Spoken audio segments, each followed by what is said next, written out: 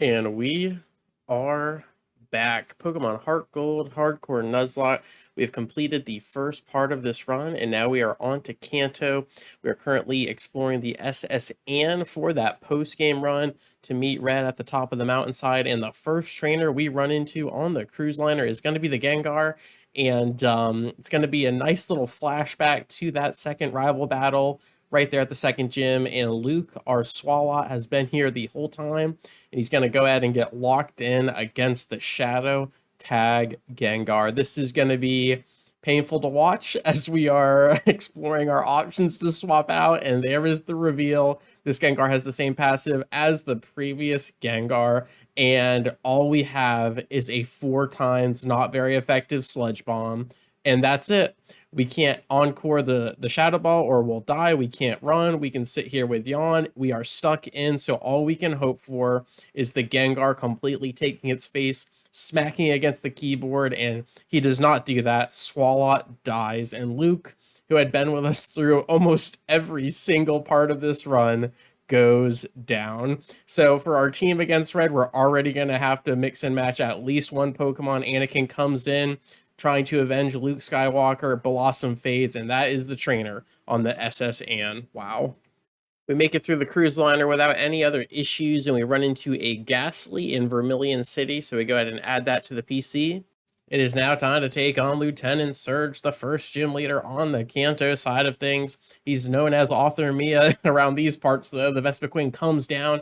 We lean into the stab, super effective air slash, almost one-shots the Vespiquen. We eat up the bug-type move, no problem, and fade away with the Psychic. First Pokemon down, the second one comes in hot. It is the Infernape, the Fighting Fire, and it goes for a Calm Mind here, maybe a special damage Infernape, who knows. The Citrus Berry for reprieve, it fades with the punishment, does hardly any damage, and Anakin just popping off right now. The big boy Hariyama comes down, but we go in with a super effective stab, air slash. Hariyama in the red, gets a full restore from Lieutenant Surge, so we pivot to a Psychic, get Hariyama into the orange or the yellow. The Endure is here holding on. He's got his hands up. He's like, don't do it, but Anakin does exactly that. The Nidoqueen comes down, and this beautiful coverage moveset is doing wonders right now. Anakin does not get paralyzed by the Body Slam, which is absolutely massive, and the Nidoqueen is deleted. That only leaves the Golduck, level 47, definitely the weakest on the roster as we move in for an Aura Sphere. It doesn't do too much damage. We do not have a super effective option, so we go for the stab, air slash. We don't get the flinch or the crit,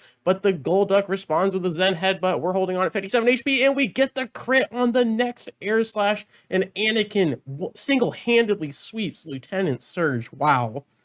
For our next first encounter, it's going to be a Whiscash found on Route 6. Go ahead and add him to the PC. All right, now it's time to take on that second Kanto gym leader. It's gonna be Sabrina with her normally psychic type Pokemon, but now she's taking on her alias as Author Bob, and she's gonna have a whole assortment of 3 different Pokemon here. As Nidoqueen comes down, and we have Giratina opening up, and we trade Earth Powers back and forth here, and it's only gonna take 2, and Nidoqueen is defeated. We got the Ariados coming in next, so a primarily poison type gym at the moment, as the bug typing is going to hold off the super effective damage from the Earth Power. The agility is going to put the Spider in a better space, but it's not enough as we crit with the Dragon Claw. The final Pokemon is the Bellossom. We absolutely delete it with the Shadow Force, but she is a little bit tanky. She holds on, but we vanish and we come back in even stronger. Bellossom is gone. Author Bob is defeated, and that is yet another gym badge. And then in Route 7, we run into the little Poochyena here, grab an Ultra Ball, and add yet another Pokemon to the PC.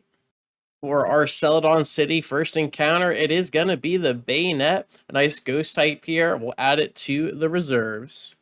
That leads us to our fight against Erica or Stacy. In this regard, we interrupt her from writing her next novel. She sends out the Tentacruel. We drop back with the Earth Power. Can she hold on with that special defense? She absolutely can. She responds with the Poison Jab. We dodge the poison, which is beautiful. And Grievous, the Palkia, completely takes down the Jellyfish. Next Pokemon comes down is going to be the Kingdra. Absolutely. We tie in typings here, but it's not enough as we have a super effective stab Dragon type move against the King himself. He falls, and that opens the door for Porygon Z to come out, but a super effective crit Aurasphere is enough to dismantle Erica's first 3 Pokemon. The Wigglytuff is here, and we're just going to do the same thing we did to Porygon. And can she hold? She does with 1 or 2 HP. Gets a little bit of help from the Citrus Berry, goes ahead and disables the super effective move, but will it be enough as Palkia just drops back, brings the ocean down, and Author Stacy's defeated? Give me another gym badge. And then for our Route 5 first encounter, it's going to be another Dragon-type Pokemon in the Altaria. Secure it with the Ultra Ball. And then for our Route 25 first encounter, it is going to be the Hoenn starter, the Grovyle. Secure yet another Pokemon and put it in the PC. We pop into Rock Tunnel for a Magikarp first encounter. We use Gyarados all the time, or we ban him, so who knows, but for now, she's in the PC. We go ahead and secure the first encounter on Route 10, it being the Psychic-type Hypno, and now we are on to the fight against Misty. All right, these days she goes by Wellington, and she is also an author. Delcatty comes down, a very favorable matchup for us as we are going to try to set up on the little kitty here without our beloved Swalot to open up with the yawn. So Skywalker goes straight into the Swords Dance. We are going to have to eat this thing and kind of play around that sleep and the attraction as well. But as long as we can ramp up and then clear the Delcatty, I think we'll be just fine. I don't believe she has any real damaging moves other than Double Slap. Maybe an assist pulling like a fire type move could be devastating, but we are just fine. We just got to see through the disguise here, and we absolutely do. Skywalker is not here for love. He's just here for the win as he fades on the Delcatty. The leftovers for reprieve. The Blastoise comes down. That is super cool that Misty has a Blastoise, but it doesn't matter as Skywalker's not here for the storylines either. He's just here for the win. Glalie falls, and that's just going to be another notch on Skywalker's belt as the Wigglytuff comes down, sharing a Pokemon with the gym leader, Erica. She's not enough. Misty could not handle the Lucario, and that's going to be yet another sweep for our team. And then for our Route 18 first encounter, it's going to be the Honchkrow, and I've never been able to use this guy, so I definitely want to get him some screen time, and he's going to end up with the the Lightning Rod passive, and I'm going to confuse that with Volt Absorb here in just a second, so watch out for that. All right, it is now time to take on Janine instead of Koga in the Fuchsia City Gym. Very cool storyline there as the Garchomp comes down, level 47, looking incredibly intimidating. Cynthia is definitely smiling wherever she's at as we try to set up a Swords Dance, which probably wasn't the best decision against such a fearsome dragon, but we come in almost one shot with the Nice Slash. I do believe Garchomp's going to get a heal here, so we could roll the critical hit, and that is exactly what we're going to do. We drop back with a Stab Night Slash, and it does not crit, so it just repeats, and Garchomp stays floating in the red. We have a ton of really healthy legendary options here, so really we can pivot into whatever we want. Probably not Calrissian because of the steel typing, could fall prey to the potential stab ground, so we're just going to drop back with another steel typing in Lucario, which does resist the Dragon Claw, and we just go in with the Extreme Speed, and we don't even have to worry about it. Garchomp is defeated, and the Houndoom comes down. It's going to have that super effective fire typing, but we don't care as we have a super effective Force Palm lined up. The Wobbuffet is here, but we can just set up on the Wobbuffet and don't have to worry about the counter or the Mirko, because if you can one-shot the punching bag, it cannot come back and hit you harder. So that's exactly what we're going to do, and we just come in with an Extreme Speed, and the Wobbuffet goes down. She doesn't have to play spoiler as the Pidgeot is here, and we just drop back with another Extreme Speed boosted with the Swords Dance, and that is enough damage to bring out the final Pokemon in Mighty Ina. Just a basic dark type, and it's not going to do anything against one of the best fighting type Pokemon in Lucario. Janine is defeated, and we get yet another gym badge. For our Diglett's Cave first encounter, it is going to be the Magmortar here, the fire type. Gonna go ahead and add that to the PC.